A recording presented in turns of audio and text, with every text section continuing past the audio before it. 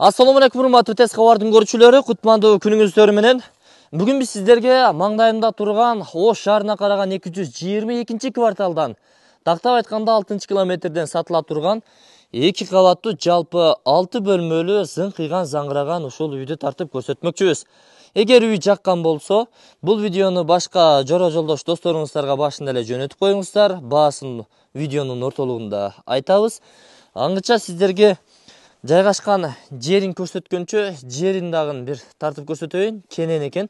Айланасы бүт песка блоктор менен тосулган, жалпы 10 сотук жер тилкесинен орун алган. Караңыздар, сырты эле бир укмуш. Шубагы жакшы болуптур. Эми келүү жолдорун көчө тараптан сиздерге көрсөтөйүн дагы. Андан кийин үйдүн ички бөлмөлөрүн, пландарын көрсөтөйүн. Достор, мен азыр Ош Алай трассасынын боюнда, болжол 6-километрде Кыргыз чектин жанында турам. Бул жерде бардыңыздар билесиздер.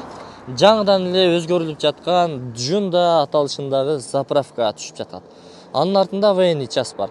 Эгерде сиздер Ош тараптан келген болсоңуздар, ушул заправканын капталындагы ушул жол менен түз бир 400 метрде чыгып барсаңыздар, төр көчө келет. Ал жерде маржана дүкөнү бар, ошол жерден толук маалымат беребиз. Жана сатыла турган үй менен жердин толук маалыматын уга аласыздар. Мындан дальше кетсеңиздер, Алай тарапка бет аласыздар. Жүрүңүздөр. Маалыматты ысыгында ошол жерден беребиз. Түз келесиздер. Бул жер төр көчө достор. Бул жердеги маржана дүкөнүн дагы жакшы билесиздер. Анын бет маңдайындагы ушул көчөгө буруласыздар.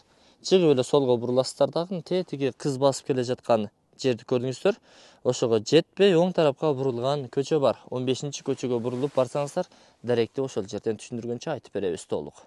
Жанагы биз көрсөткөн жол менен дөңсөөгө бир аз эле чыгасыздар дагы, оң тарапка бурулган 15-көчөдөн 100 метр бери жүрүп келсеңиздер, сол жактагы турган экинчи үй болуп калат. Курулуп жаткандардан куруп бүткөрүлгөн экинчи үй. Ушул маңдайыбыздагы көк дарбазалуу үйгө келе бересиздер. Айланасы песка блоктор менен тосулган, жалпы 10 сотук жер тилкесинде жайгашкан. Эми жүрүңүздөр, бисмилла. Маалымат берели. Киргенде эле биринчи подвалдан баштайлы, андан кийин ички бөлмөлөрүн көрсөтөбүз үйдүн. Бул 2 бөлмөлүү подвал. Буюм-таймыңыздардын аркы беркилер, керектелүүчү каражаттарды ушул жакка сактасаңыздар болот. Ным эмес, кургак, соп-сонун, жакшы. Эшиктер дагы темир эшиктерден. Үстү мына ушундай подвал менен биринчи кабаттын ортолугунда заводской плиталар басылган, коюлган. Көрдүңүздөрбү, азыр эми мындай кенен жердин өзүн табуу кыйын. Бардыгы 5 сотук, 6 сотук болуп кетти. Мындай мүмкүнчүлүктү колдон чыгарбаңыздар. Бөлүп сатуу дагы бар. Эгерде ушул үйдүн турган 5 сотук жер тилкеси менен үйдү кошо алам дей турган болсоңуздар, ал өзүнчө баа. Анан жалпы ушул жерди кошуп аламын дей турган болсоңуздар, анда өзүнчө баа. Андагы эми видеонун ортолорунда айтып өтөбүз бааларын. Бул жакта кошумча жерлер дагы каралган. Атайын временка саласыздарбы, же болбосо үй чочок, тапчан, мына ушундай курулуштарды кура турган болсоңуздар, место каралган. Бул жерден эшик дагы ачылат, аны биз көрсөтөбүз. Бул бышык кирпичтен салынган достор. Андагы баса белгилеп айтып өтүү керек. Сейсмопоястары коюлган, тумбалары жакшы. Анан эми тунуке шифр менен жабылган. Жүрүңүздөр, сиздерге ичкериден маалыматты берели. Бул кире бериш жери, прихожкасы. Андан бул жага бурулсаңыздар, холл, экинчи кабатка көтөрүлүүчү тепкич. Бул биринчи кабат менен экинчи кабаттын ортолугу дагы заводской ушундай плиталар менен орун алган. Бул жер холл деп эсептедик. Андан түз жүрө турган болсоңуздар достор, бул ашканасы. Узун туурасына келе турган болсок, 4/5. Жанагы сыртка чыгып кетүүчү эшик терезе орун алган. Бул ошол үй чочок, тапчандарга чыгып кетүүчү ход болуп эсептелинет. Бул жерде канализация жана суу түтүкчөлөрү тартылган, даяр турат. Септикке барып түшөт. Септик дагы даяр. Электромонтаждар дагы бүт бардыгы бар. Вытяжкалар орун алган. Асты болсо стяжка болгон. Эми киргенден кийин бул бөлмөгө бурулуп кире турган болсоңуздар, 6га 4,5 болгон. Бул конок бөлмөсү, зал. Көрдүңүздөрбү? Кенендиги кенен, жакшы. Жол тарапты караган бир терезе орун алган. Мына жолду дагы силерге бир катар көрсөтүп коеюн. Бул Ош шаарына караган 222 квартал. Эми экинчи кабаттан дагы кененирээк маалымат беребиз. Мечит, мектеп, бала бакчалар, соц объектилер кайда жайгашкандыгы боюнча. Эми достор, бул жанагы улуу муундагы ата-энелериңиздер боло турган болсо, экинчи кабатка чыгарып отурбастан чыгып түшүү кыйын да алар үчүн. Мына ушул биринчи кабаттан ушул бөлмөнү берсеңиздер болот. Эртеден кечке чейин күн тиет. Эми жаш бир аз улуулап баргандан кийин күндүн энергиясын жаш көрүп калат экен улуу муундагылар. Ал үчүн ушул эки терезе орындуктары каралган, ушул бөлмөнү берсеңиздер укмуш болот. Балдар дагы ойносо боло турган биринчи кабаттагы бөлмө.